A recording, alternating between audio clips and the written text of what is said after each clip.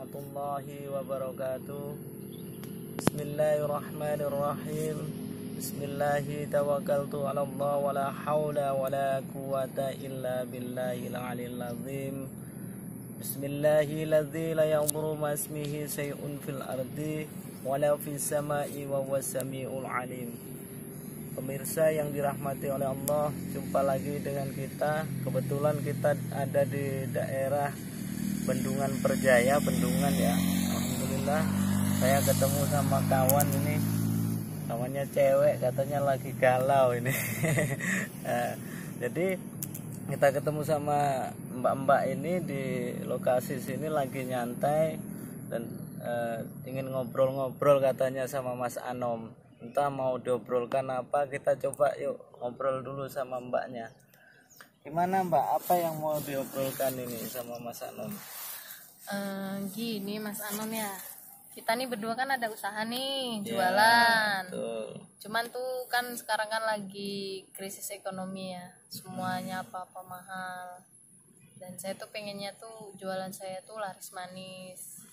Tapi kan saya takutnya, saya tuh pengen kayak pengasihan gitu kan ada, tapi itu saya nggak mau yang menyalahi aturan agama. Ada nggak sih yang bisa ada amalan atau apa yang bisa mewariskan dagangan tapi menurut syariat Islam gitu?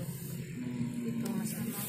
Jadi seperti ini mbak, banyak orang yang ingin dagangannya laris, ingin apa ya, katakanlah dia punya pelaris tapi dengan cara-cara yang tidak benar, itu jangan.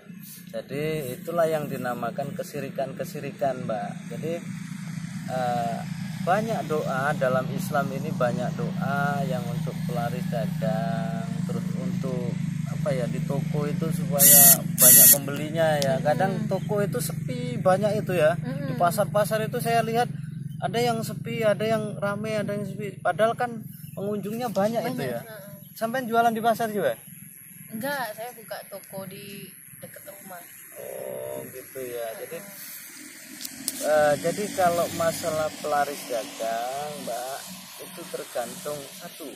Yang pertama adalah mindset kita, pola pikir kita atur, kita benahi, sugesti kita kuatkan. Yang kedua apa? Doa itu laksana mutiara dalam usaha. Jadi jangan berhenti berdoa ketika kita berusaha ya. Jadi doa terus supaya apa? Supaya doa kita itu walaupun tidak diterima, sepaling enggak itu menghantarkan kita rasa paham ya.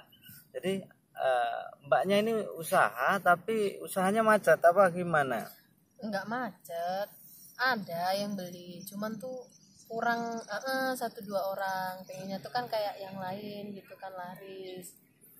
Jadi coba nanti Mas Anom kasih tips. Ini jitu tipnya. Jadi ini trik ini jitu bener untuk usaha luar biasa, bukan KW-KW ya. Silakan buktikan pemirsa yang di rumah, silakan buktikan ya. Silahkan amalkan, silahkan buktikan, tapi bener-bener hanya mengharap ridhonya Allah. Jangan mengharap kita ini cepat laris dagangnya, ini itu dan sebagainya. Kita hanya mengharapkan ridhonya Allah ya. Jadi yang pertama apa? Setiap malam di sepertiga malam kita sholatlah hajat. Sholat hajat, berzikirlah istighfar 300 kali. 300 kali loh ini. Ditambah sholawat itu 100 kali. Nah itu zikirnya. Istighfar 300 kali, terus ditambah sholawat 300 kali. Berarti sepertiga malam sebelumnya yang pertama tadi sholat hajat, lalu baca istighfar 300 kali. Betul. Sholawat 100 kali. Sholawat 100 kali. Itu selama berapa hari atau malam? Seterusnya Diistiqomahkan. Iya, diistiqomahkan. Kalau mbak kan cewek nih ya. Kalau cewek itu berhentinya, kalau cowok enggak. Nah itu kalau pas berhenti ya enggak apa-apa. Terus pagi harinya mbak, itu cara terbagusnya itu pagi harinya kan kita pasti masak nih ya. Kalau cewek ini pagi-pagi masak. Nah di depan ada tokonya sampean ini ya. Iya. Misalnya di depan rumah ini ada tokonya. Nah pagi-pagi air leri tahu Mbak? Oh, cucian beras. Cucian beras itu jangan dibuang di tempat cucian. Jadi buangkanlah di depan toko sampean sambil baca Al-Fatihah. Berapa kali itu? 1 kali tahan nafas. Jadi sampean berhajat, setelah itu bacakan Al-Fatihah Sambil tahan nafas. sambil tahan nafas ya. Jadi paham Pak? Jadi Setelah itu airnya kita siram depan toko. iya betul, siramkan depan tokonya ya. Apalagi yang mau ditanyakan, kalau Mbak ini kurang paham bisa ditanyakan biar paham, pemirsa juga biar paham Ya, gimana. kira-kira itu Gimana? sudah diijazahkan dengan para pemirsa atau cuma dengan Mbaknya sendiri itu Mbak? Nanti akan saya ijazahkan secara umum ya.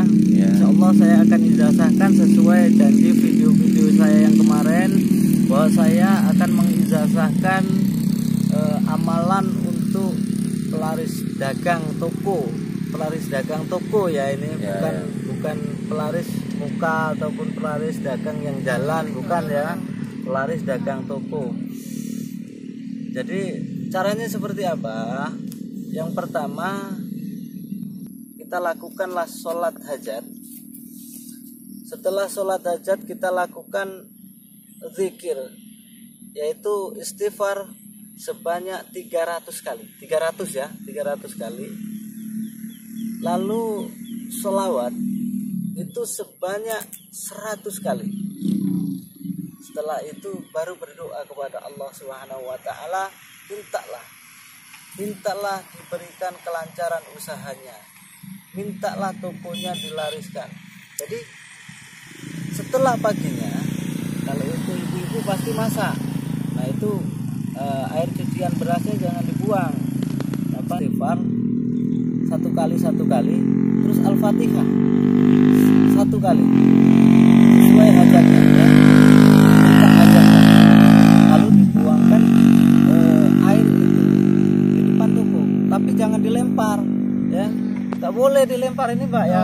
Itu pamali ya. Jadi dituang aja di situ ya. Dituang perlahan ya. Perlahan dituang gitu ya. Nah, sambil sugesti sampean, ini sugestinya sangat penting.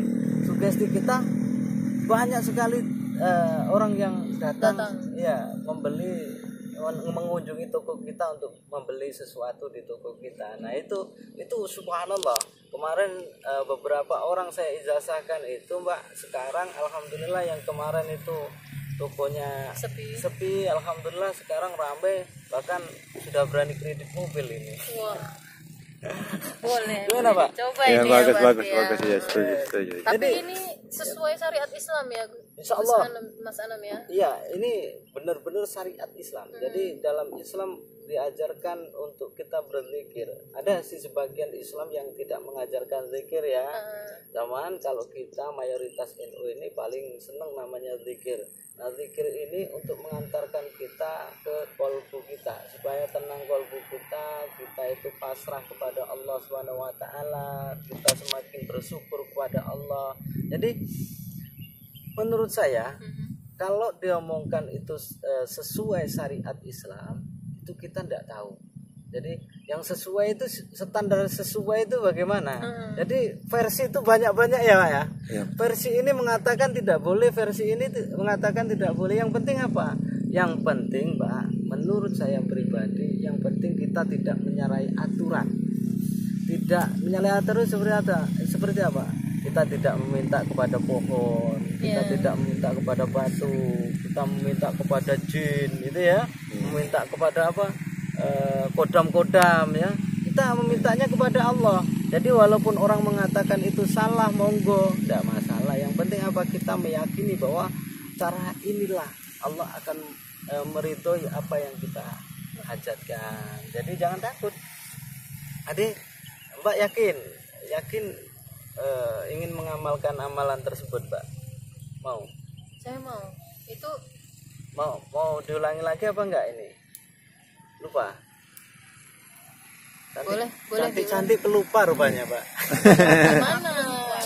Jadi kalau umpamanya galau kan? Galau dagangannya. Jadi umpamanya nanti Mas ya, saya mau umpamanya, artinya saya mengucapkan qabul itu di kolom komen gitu apa? Betul.